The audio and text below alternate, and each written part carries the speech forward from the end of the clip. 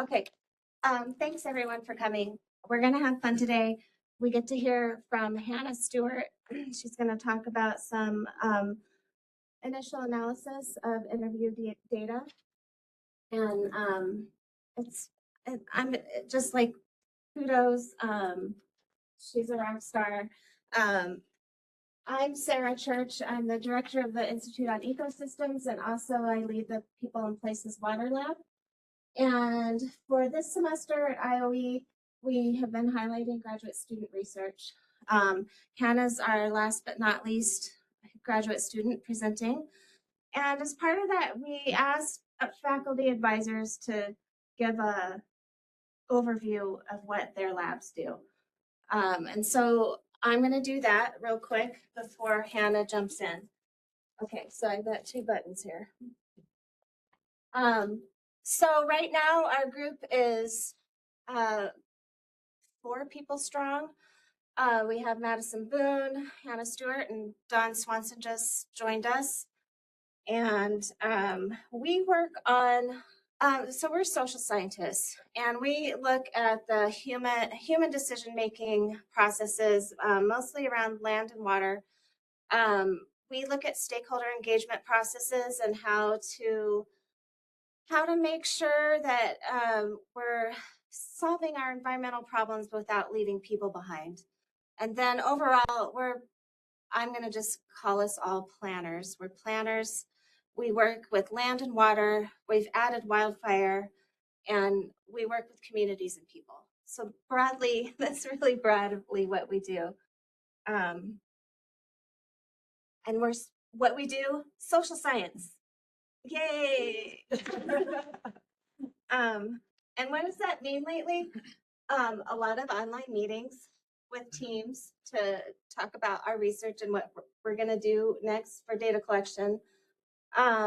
We do interviews and focus groups, but a lot of what we've been doing lately are workshops. So going out into the community and facilitating workshops for ideas, scenario planning, understanding barriers and opportunities for these various issues that we're working on.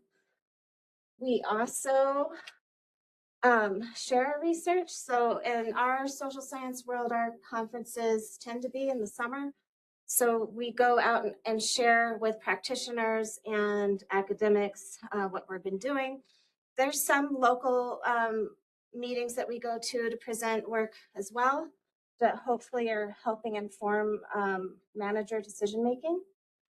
And then we also have fun. We are I feel lucky to have colleagues that are and collaborators who are awesome, and we can have fun, as you can see here. And us as lab members also do fun things. You can see we do things outside in the world. So we try to have fun and also do good work. So I'm just going to go over next a few of my ongoing projects before, just to get a feeling for what type of work the lab does. So the first one that is actually probably wrapping up is the Diverse Corn Belt Project. So we're in the 5th year of this USDA funded project where we're trying to understand how to diversify the corn and soy cropping system in the Midwest. So understanding barriers to doing a more diverse crop system, and then really doing some futuring work to understand how we can move toward a more diversified crop system. And this is our latest or most recent, I don't know what the right words are. We wrote a policy brief with this group called CAST, and we actually had a webinar yesterday to talk about these. We're calling them policy opportunities. So these emerged from 4 years of what we're calling RAD team meetings, which was Reimagining Agricultural Diversity teams, which had farmers, decision makers, people from the ag system and these groups in Iowa, Indiana, and Illinois. And through those years of meetings twice a year, we came up with a set of policy opportunities. And so this document, I think you can get it, but there's probably a link through this, diversecornbelt.org. But it lays out these different opportunities that we heard through our RAD team members. And we kind of chart their transformativeness versus practicality, or like feasibility, I think is the right word. But so this is really exciting because we're trying to use all the data that we gathered in this project to actually implement policy change at state and federal level. Also, Madison Boone is working on a project in the Upper Clark Fork River watershed, really looking at how long-term collaboration in that watershed influences actionable research and sustained partnerships.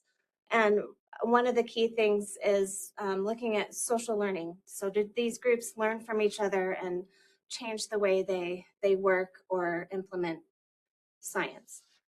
Madison, hopefully I didn't garble that too much, but that's one of our remaining water projects right now. And then we have two Forest Service funded projects. One is, we're calling it strategic foresight. So we're going into two priority landscapes in the wildfire crisis strategy, which is a Forest Service document and funding that goes along with it, to really understand how these communities can move forward to being wildfire adapted. So one is in Lincoln County, the Kootenai Forest, and the other one is Pine Valley and around St. George, Utah. So some of those pictures, what you saw, we were running these kind of scenario planning workshops. And then the other one that is related mostly to what Hannah's working on is a project where we're trying to develop a set of indicators to monitor the Forest Service wildfire crisis strategy. So it's a set of indicators that goes from fuels treatment, social science, wildlife, recreation. There's a whole bunch of different categories that we're trying to, we'll be doing a big survey to try to prioritize these indicators to what's actually usable and useful for monitoring this strategy. Okay, so that's a broad look of what we're working on right now. And then, so I'm gonna just introduce Hannah now. So Hannah is one of those magical people that come into your life, and as a faculty member, you're just so grateful that it worked out this way. That she just like cold emailed me and said, "Hey, I'm moving to Bozeman and I'd like to do a PhD. And your work looks interesting." And luckily for me, she's just a rock star. You're just a rock star. That's all you are. So she has a bachelor's from, see if I can read this, University of New Hampshire, and then a master's from Auburn, and I'm just calling it rural sociology. Is that right? That's exactly what it is. And then right before this, she was working in a county in Colorado, doing real on the ground work with the South Adams County Water and Sanitation District. She also did a 2-year stint with the National Academies of Science in DC. So she just came with all this awesome knowledge and curiosity. And one of the curiosities was wildfire. So I actually hired her because I thought she could work on the Corn Belt project, because a lot of her work in Auburn was with producers. But she wanted to learn about fire. So it's been great. She's also an awesome really key part of our IOE team and the indicators team. So I can just gush forever, but I will just hand it over to Hannah. Thank you everyone for joining me today. I'm super excited to present not only as a graduate student in the Department of Earth Sciences, but as the GRA for the IOE, and it's been really wonderful to watch all the rough cuts this semester. Rachel's in the room. She did a really great job last week. So just rounding out this semester has been like just very nice. And I'm going to present some of my preliminary work on my dissertation, which is called, this presentation is a social network approach to wildfire mitigation planning analysis in Gallatin County. So just to kind of supplement some introduction that Sarah has given me, I'm originally from upstate New York and have kind of moved throughout the country because I can't stand still apparently. But having a double bachelor's degree from the University of New Hampshire in environmental science and environmental economics, and then moving to Auburn to get my master's kind of was really nice as like just a general educational background, and then worked a little bit in between where I more so focused on soil and water conservation, and then kind of moved more into the social sciences. I wanted to return to grad school mostly to strengthen my analytical skills, so I was very fortunate to find MSU and Sarah's lab. So part of my research is kind of nested in with the project she was explaining, that monitoring program for the wildfire crisis strategy, more in a community focus. So that's a little bit what I'll be talking about today. But before I go into too much of the data that I found in my research, I'm just going to explain some background concepts in regards to wildfire, wildfire mitigation, and community adaptation. So to begin, wildfire is a natural phenomena. It's regulated a variety of different landscapes and ecosystems across the US. It will continue to do so. You know, it has to happen long before humans were on Earth and will do so long after us. It is a very like nice regulating phenomena where it helps with nutrient cycling, pest and disease control, and helps drive ecological succession. It's also been used in a variety of ways. Native communities prior to colonization used it very frequently for cultural burning, which helped with agriculture and hunting. And there's a variety of different fire regimes that happen across the United States. And as you can see from this image, just shows the diversity of fire regimes that happen in the West and even within Montana. And when I say fire regime, I just mean basically the long-term patterns that wildfire has, which includes like its behavior, severity, and intensity. However, humans have altered these fire regimes over time, and it's made our relationship with coexisting with wildfire more difficult. So, for example, in recent decades, anthropogenic climate change has increased area burned. So more areas in the US are burning at a higher intensity and severity. So that makes coexistence with wildfire more challenging. And additionally, to exacerbate this issue, there's been over a century of fire suppression. So that creates an excessive buildup of fuels, especially in lower to mid elevation forests, that further alters these fire regimes. It's also created more challenges for managers. So when fires burn that are increasing in severity and intensity, it's altering these fire feedback systems that were super useful on the landscapes. They're just changing. And that makes it difficult for all the positive impacts that I was mentioning before, including these early successional communities. And this fire exclusion has made it really difficult and risky, not only for the people who manage wildfire, but the people who are living in close proximity to the wildland urban interface, next to forests and next to rangelands. It makes them more at risk. So the health of many ecosystems is changing because of our relationship with fire, and a lot of this is exacerbated not only by climate change, but also by policies that we've had in the US for over a century. And this has been a challenging paradigm to manage for, because even though we know fire has a lot of positive effects, it also has negative effects on our populace as well, which brings about challenges with coexisting with it. Like I explained before, when fires burn in this more contemporary regime, they can cause more tree stand mortality. It can damage our built environment. It can create erosion. It can create really harmful soil compositions. And then probably the most obvious, it causes air pollution. So spending time in Bozeman and in the county, we all know how difficult late summers can be with some of the air pollution that is caused from wildfire prescribed burns.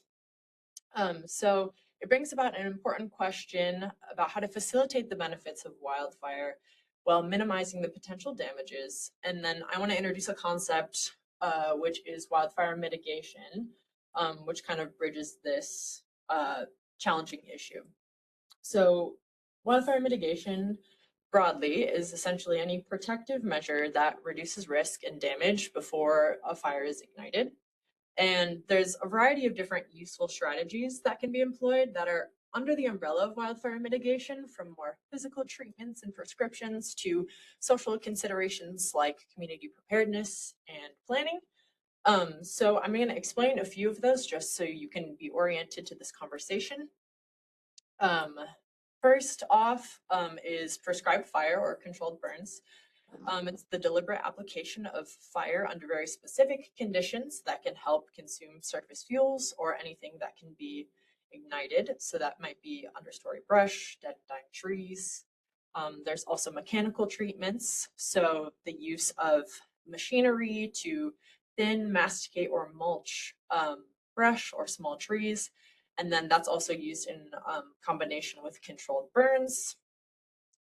Fuel breaks, which are strategically designed strips or blocks of land where the fuel volume is reduced to slow the spread of wildfire or stop it completely. And there's also a biological component like grazing, where cattle, sheep, goats will be placed on like rangelands or certain landscapes to reduce flammable material. And then there's also a chemical component where it's typically herbicides to manage invasive species that might cause mortality in tree stands or fuels, so they're less flammable, or more flammable rather. And one that's less so used just because of our long history of suppression is managed wildfire. So that would be allowing naturally ignited wildfires to burn under low intensity, and those are very monitored very frequently. But like I said, it's less so used just because of our history of suppression. And moving into the more social components of wildfire mitigation, community preparedness, this can be more on the household level, which is preparing your property for wildfire. So that could be clearing brush from your property that might be flammable for fire, creating buffer zones or defensible space from your home to protect infrastructure. It could be using more landscaping like xeriscaping, which is more tailored to the climate. Those more household individual level efforts. And then finally, resilience planning. And to me, resilience planning is a combination of long range and land use planning, which could include zoning, policy that can make homes and communities more fire-wise or resilient to potential fire, development. So when developers are creating new neighborhoods, households, they're doing so in a manner that are creating houses with fire retardant materials so they're less flammable. And then just broadly community education, making sure that people in these zones that might have fire risk are aware of their risk and basically preparing them to deal with this naturally occurring phenomena that we have to coexist with. So that could include just how to, like that portion that I was explaining earlier, that community preparedness on an individual level, but could also include knowledge of egress routes, evacuation routes, things like that. And this is kind of what I'm focusing on more specifically in my dissertation, is analyzing how we're doing resilience planning to make communities more fire adapted. So I'm going to introduce a case study that I will be focusing on that's kind of a product of this larger effort that we're doing in the People Places Water Lab. And this is important for me not only as a resident of Gallatin County, but as a student, really focusing more on making communities more fire-wise, more fire adapted.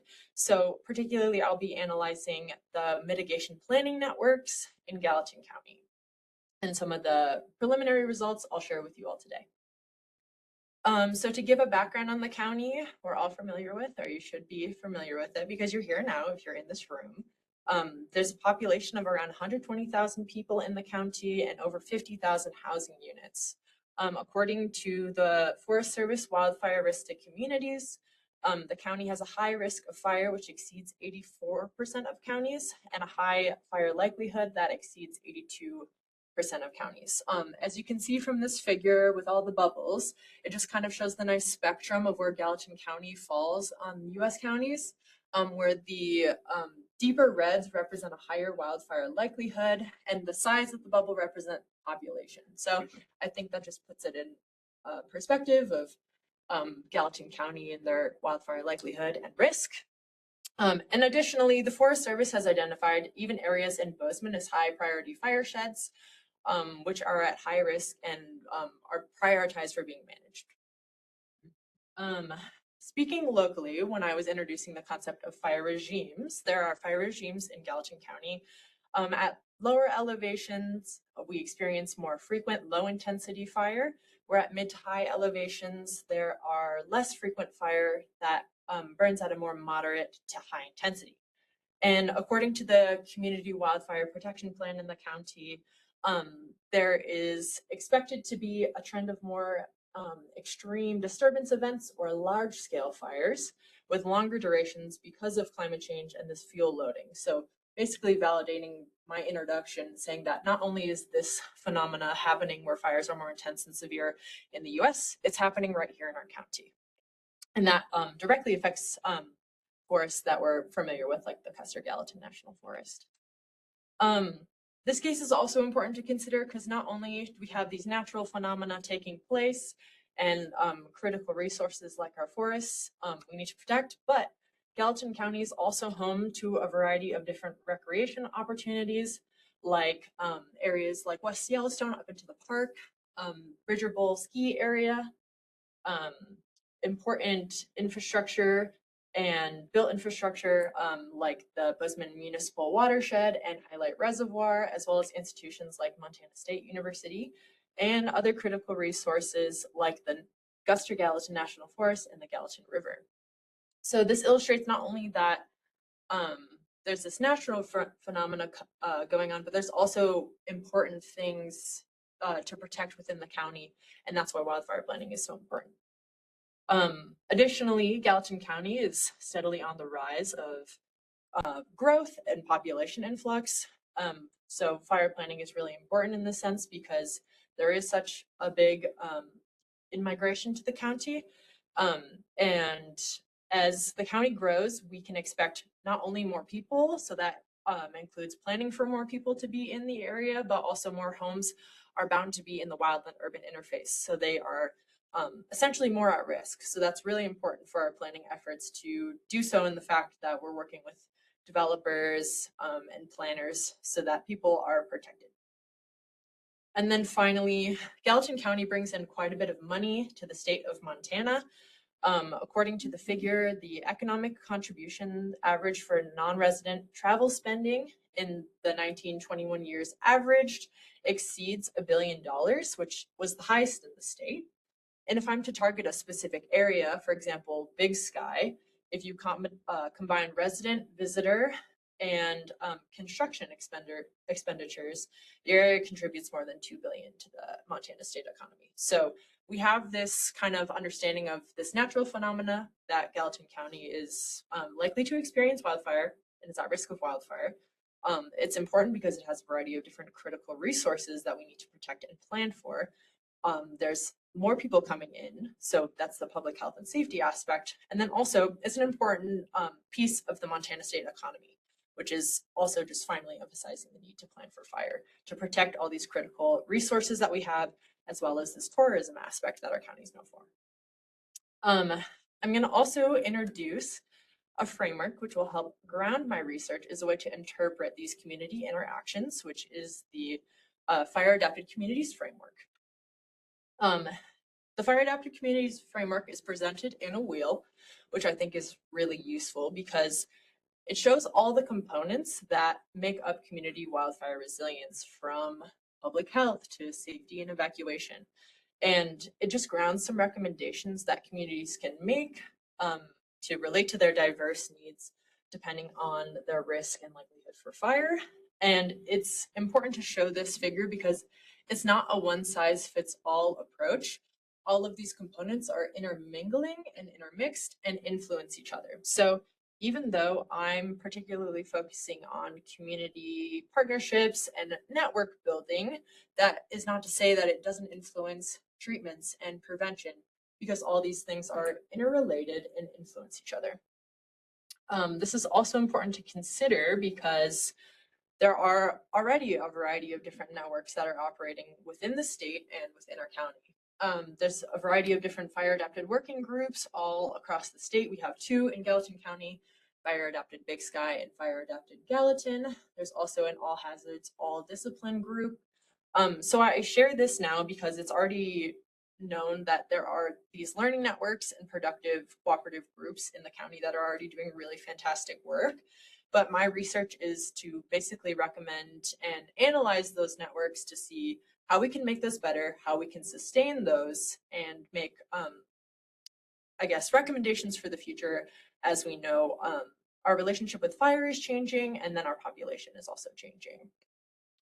And then finally, I want to kind of discuss the scale issue. From the Fire Adapted Communities Wheel, its intention of, I guess, discussing scale isn't so obvious, but it's really nested in that wheel because mitigation happens at a variety of different scales, all the way from the household level to the state level. And though I'm particularly analyzing county level interactions, that's not to say that what we do at the county level doesn't impact the individual, like what you do to your houses, how you prepare, all the way up to the state and anywhere in between. So I want to illustrate this because it's not really a linear interaction, but very much intermingling, just like the Fire Adapted Communities Wheel.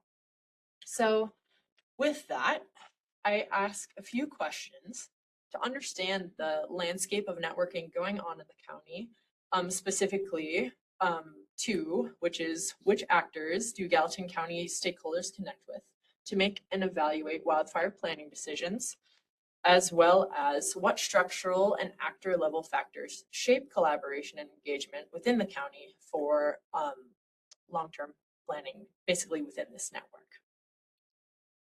My hypotheses are actors with similar organizations and positions will exhibit stronger relationships to each other, and actors from community organizations will act as information brokers. So for my social scientists in the room, that's like bridging capital, basically controlling or enabling the flow of information across the network. So really these key information transmitters is my second hypothesis. So I'm going to explain some of the methods I use to answer these questions.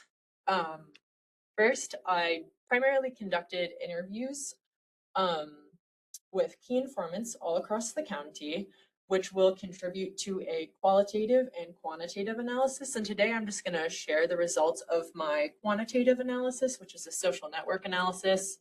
But I bring up the fact that I will eventually have this qualitative analysis because today I'm going to share some of the more structural results of the network, who's in it, kind of their interactions in between. But this qualitative analysis that I'm going to focus on hopefully this summer and have results from next year will be more of an opportunity for me to share the more contextual factors that shape these networks and these interactions, as well as understand why, how, and how these networks are sustained across the county, as well as some lessons learned. So today we're just going to be focusing on the structural component of the network rather than the more nitty-gritty qualitative analysis.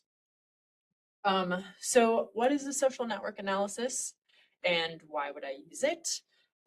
Social network analysis is a really valuable method to analyze social structures and their relational components and aspects.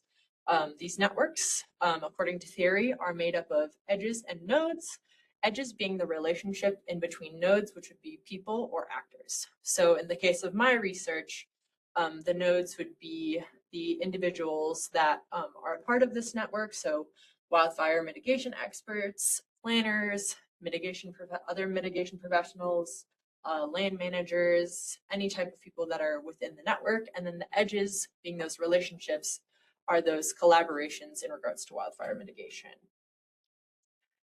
To collect data, I conducted interviews, but before I was able to conduct the interviews, I developed a guide within the People Places Water Lab, which was composed of semi-structured questions, which allowed me to understand the relationships between planning efforts, lessons learned, and then just general background around the county. I piloted those interviews with 5 different individuals from the university and state level, as well as 2 federal government agents, basically just to understand if the concepts that I was asking were clear, if they made sense conceptually, and to test out how long those questions would take, because I wanted my interviews to last about 45 minutes to an hour. I recruited my interviewees in different rounds, first through sampling using publicly available data, where my inclusion criteria first was those actors that were very highly involved in the Gallatin County Community Wildfire Protection Plan, as well as other notable land and emergency management officials. And then for subsequent rounds of recruitment, I used snowball sampling based on who the interviewees suggested that they interacted with. And I will say social network analysis lends itself to snowball sampling really perfectly, because part of the questions I asked had them identify those people that they coordinated with, and then I would go and reach out to those people for an interview. So at this moment in time, I have 17 interviews completed. I plan to do a 3rd round of recruitment, but in a survey, to get an understanding of the rest of the network in regards to who they cooperate with and how. But I'm choosing not to do that in any more interviews just because it's a time constraint. Unfortunately, I don't have 10 years to work on this project. I wish I did.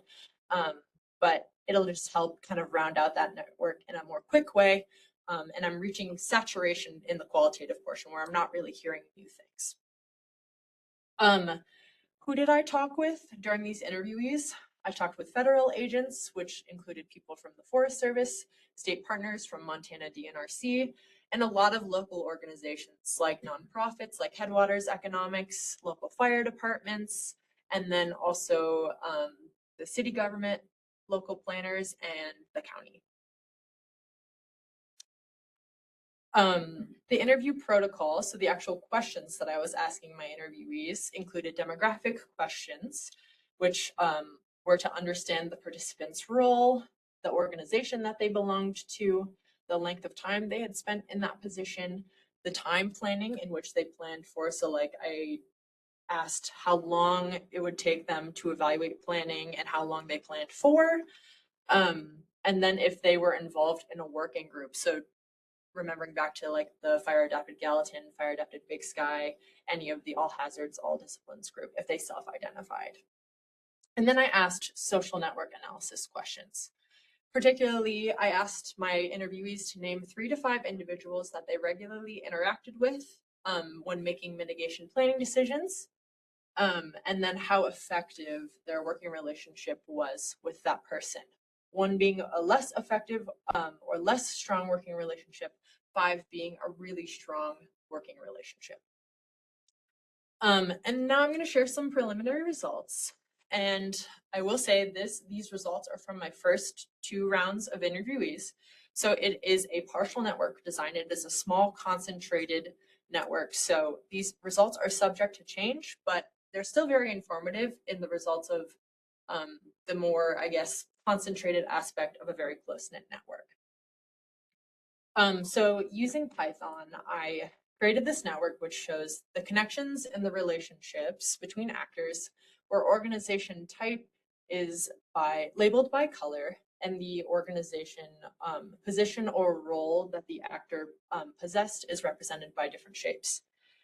So the larger shapes are those with more incoming connections, and those that were nominated most as being really important collaborators, and the smaller shapes were less so nominated. From the figure, it's very obvious to see right off the bat, there's a lot of community members that were nominated. And I think that's really interesting because it kind of shows that planning is really happening at this local level. And then if you treat the actual network like a bullseye, the more central that you get to the network is those information brokers or that bridging capital. Those actors allow information to be transmitted and really control the flow of information across the network. So those are some really important people to see how collaborations are manifested throughout the network. And that's interesting to me because it's not just community members within that figure, it's also some state partners as well as some members from the federal government. And all these individuals are anonymized intentionally just in regards to MSU IRB information. So this is kind of the visual breakdown of the network. It's kind of confusing to look at first, but I think it does show a really nice job of painting the picture of who's involved, the span of who's involved, and then like just some general like who are some really popular players in the network. But I'll go on to explain some more structural aspects of some statistics that I was able to run based on the network of interactions. So first, in regards to structural characteristics of the partial network design, there were 62 actors or individuals that were mentioned in my network with 124 connections that were named. So basically 124 relationships were identified. The density of the network is really low, which might indicate a more selective and sparsely collaborating network, which is pretty typical in planning and policy networks. With lower densities. The network also had low reciprocity, which means that actors were rarely reciprocally mentioned. So interactions were mainly one way, which I also found was kind of interesting, which might tell a tale of how collaborations are done in this sphere. The network's also loosely clustered, which means there's not a lot of clicks, which I kind of interpret as potentially a good thing, meaning that information is just generally flowing pretty well across the network. There were 4 weakly connected components, so that were less so mentioned. And that could also indicate that those individuals are potentially isolates from the network. And just to summarize, it was like largely one directional in how people were mentioning these collaborations, which could potentially highlight vulnerability in how information is flowing. I also tested for homophily, and homophily is essentially the tendency for individuals to collaborate with like-minded or like individuals. So I, for example, as a graduate student, might be more apt to collaborate with another graduate student because of my position and just some demographics. This index ranges from negative to -1 to +1, where negative numbers indicate that actors or individuals prefer to collaborate within the same group, and positive where they prefer to collaborate across groups. So I want to share probably the most interesting finding. The strongest relationship that I see here is that people who use different time horizons are more likely to connect. And then people who have been in their positions for different periods of time are more likely to collaborate. So in kind of plain terms, what this means, that collaborations happen within people within their own organizations, which supports kind of my first hypothesis. Collaborations happen across different position types. Strong connections occur across different planning timescales, and collaborations across different like length and position also happen as well. I also ran some numbers about centrality, which is essentially the top 5 most nominated actors. And I list them here, and you can tell by their role what they are. Right off the bat, you can tell that all of these individuals that were nominated the most are from community organizations, which makes sense from our figure, the network figure that I showed prior. And it immediately just shows that community members are really dominating this planning space and are very influential within the network. And we can tell that they could be very central to planning in this way. I don't necessarily think that is a potential detriment because it seems like it's a local kind of bottom up way that Gallatin County goes about planning. And those are kind of the loudest voices. I also ran between this centrality. Again, that's that information brokerage, actors that allow information or collaborations to be kind of drawn or transferred across the network. And this is a more kind of distributed representation of different types of roles and then also different types of organizations, where we do still see 3 community members as information brokers, but also a federal government agent and a state partner. So I also want to say that the first 2 information brokers were also the first 2 top nominated actors.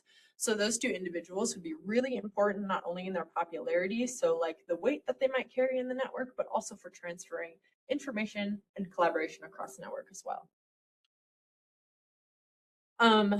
I wanted to examine what drives the intensity of these collaborations among these connected pairs. So I was able to run an ordinary least squares to help understand what's predicting the tie strength from each actor. Basically for the different demographics, so like role, organization, planning horizon. And the overall model was significant, where it explained 14% of variance in strength. And that seems kind of low, but that's pretty consistent with most social network studies. But to share some general findings, actors with the same organization type, or those that exhibit organizational homophily, have significantly stronger ties against supporting my first hypothesis and collaborate more intensely. And there are also a variety of differences in a planning horizon, but they significantly weaken ties. So actors with different planning horizons collaborate significantly less intensely. So if you remember the results from earlier, ties are more likely to exist among different planning horizons, but those ties tend to be weaker in strength.